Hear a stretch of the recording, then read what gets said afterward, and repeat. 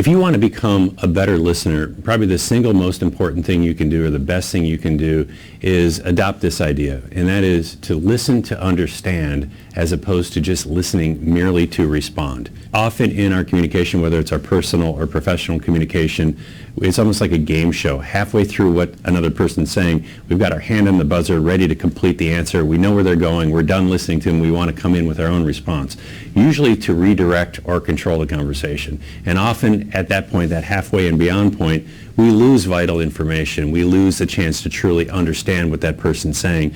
So at Second City, we do a lot of work honing listening skills, and we do a lot of work with our corporate clients around listening skills. And one of the exercises that we have used very successfully is an exercise that we call last word response. And last word response is really fun and simple. We instruct people to pair up. We tell them to have a conversation about anything at all, business related or not. And the only rule we attach to the conversation is that a person's first word of their response has to be the last word of what their partner said. So it might go something like this. Hey Jim, I just had a great cup of coffee this morning. The other person would say, morning is my favorite time of day. And back and forth the other person would say, day is better than night. And you get the idea. And the conversation goes on, and we let it go for a while. And then we instruct people, we call a stop to it, and we ask them what it took to be successful in the exercise. Invariably, we hear things like, well, I had to listen all the way through.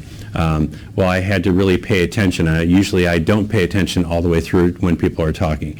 And what we talk about in Second City, and we talk about in improvisation, is this idea that you have to listen all the way through to get the full intent of what someone is saying. You have to listen to understand, not just respond.